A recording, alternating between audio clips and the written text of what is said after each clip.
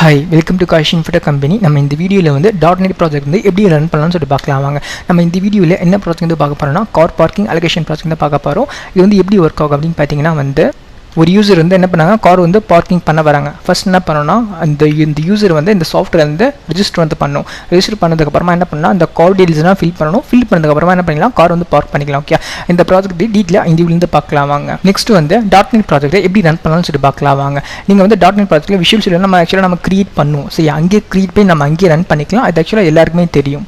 Okay, run பண்ணுறதுக்கு 2 icon இருக்கும்.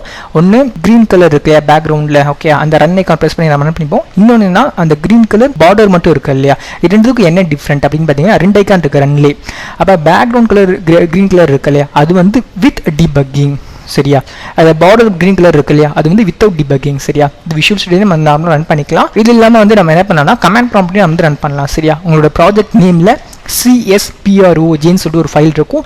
அந்த லொக்கேஷன் என்ன பண்ணிங்கன்னா உங்களோட கமாண்ட் ப்ராம்ப்ட் ஓப்பன் பண்ணுங்கள். அண்ட் ஓப்பன் பண்ணதுக்கப்புறமா .NET run -config debug கொடுத்தீங்கன்னா இந்த டிபக் மூலமாக ரன் பண்ணுற கமாண்டு.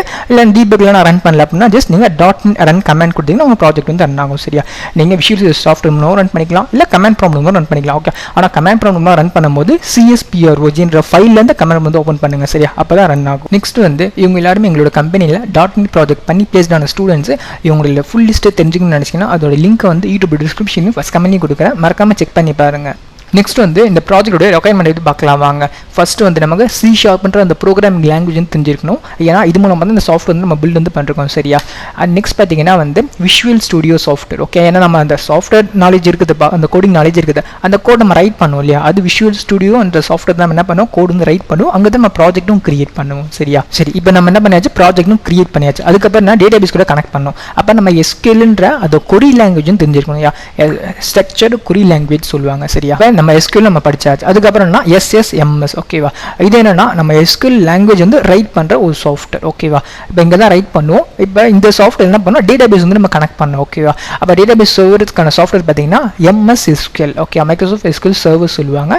இதை டவுன்லோட் பண்ணிக்கணும். இதில் சாஃப்ட்வேர் பார்த்தீங்கன்னா வந்து visual studio, SSMS and MS SQL. Okay, இது 3 தான் சாஃப்ட்வேர். C# SQL உங்களுக்கு ஒரு லாங்குவேஜ்.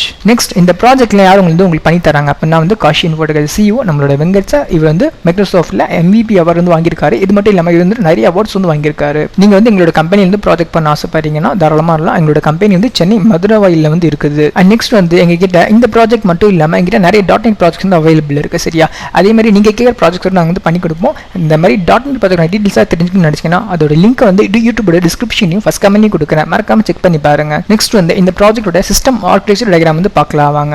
ஃபர்ஸ்ட் வந்து நம்ம என்ன பண்ணிக்கணும், அத்தென்டிகேஷன். ஓகே, அந்த சாஃப்ட்வேர்ல வரணும் என்ன இருக்கும், ரெஜிஸ்டர் பண்ணணும் அண்ட் லாகின் பண்ணணும். அதுக்கப்புறம் தான் சாஃப்ட்வேர்க்குள்ளே போக முடியும். செகண்ட் பார்த்தீங்கன்னா ஒரு யூசர் வராங்க, அவங்க வந்து கார் ஆட் பண்ணணும். ஓகே, அதுக்கான மாதிரி நீங்கள் வந்து வச்சிருக்கேன்.